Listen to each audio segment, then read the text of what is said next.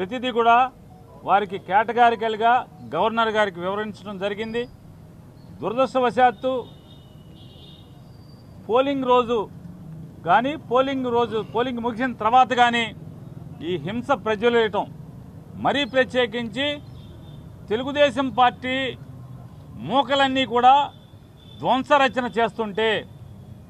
Police అధికారులు ఎవరైతే ఉన్నతాధికారులు, మరీ ప్రత్యేకించి పల్నాడు ఎస్పీ బిందు మాధవ్, అలాగే గుంటూరు ఐజీగా ఉన్నటువంటి సర్వశ్రేష్ఠ త్రిపాఠి అతను కానీ, లేదా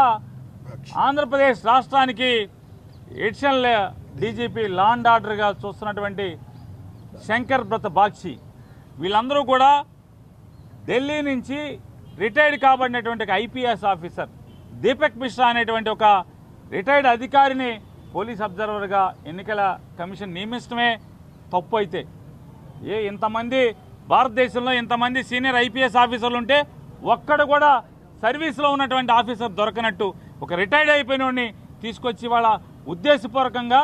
కేంద్ర ప్రభుత్వం నడిపేటువంటి రాజకీయ పార్టీ భారతీయ జనతా పార్టీ, తెలుగుదేశం ఇద్దరూ కలిసి ఇతన్ని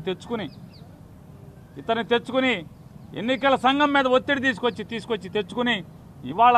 ఈ విధ్వంసాన్ని కూడా ఇవాళ నడిపిస్తున్నారు. దీంట్లో భాగంగానే ఇవాళ వైఎస్ఆర్ కాంగ్రెస్ పార్టీ,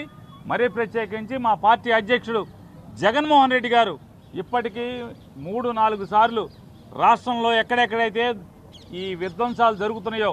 ఎక్కడెక్కడైతే హింసలు జరుగుతున్నాయో ఆ జిల్లాల్లో ఉన్నటువంటి ప్రతి ఒక్కరికి కూడా రాష్ట్ర వ్యాప్తంగా జగన్మోహన్ రెడ్డి గారు ఫోన్ చేసి మాట్లాడారు. మీరు ప్రతిహింస చేయబాకండి, వాళ్ళు ఎంత రెచ్చగొట్టినా మీరు రెచ్చిపోబాకండి, మనం సమన్వయంతో ఉందాం. 4వ తారీఖున వచ్చేది మన ప్రభుత్వం, ఖచ్చితంగా ఇటువంటి ఆఫీసర్లని ఎవరెవరున్నారో వాళ్ళ మీద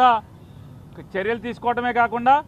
ఎక్కడెక్కడైతే హింస చేశారో వాళ్ళ మీద చట్టపరమైన చర్యలు ఉంటాయి. అంతేగాని మీరు ప్రతిహింసకి, ప్రతి దాడులకి,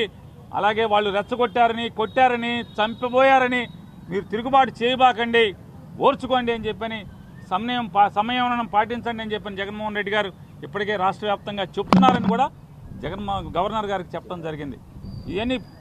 మా పార్టీ కూడా, మేము కూడా రెచ్చగొట్టే ధోరణి ఉంటే కనుక ఈ పార్టీకి హింస మామూలుగా ఉండేది కాదు పరిస్థితులు. గవర్నర్ గారు ఇది మా పార్టీ అధ్యక్షుడు దీన్ని ఎప్పటికప్పుడు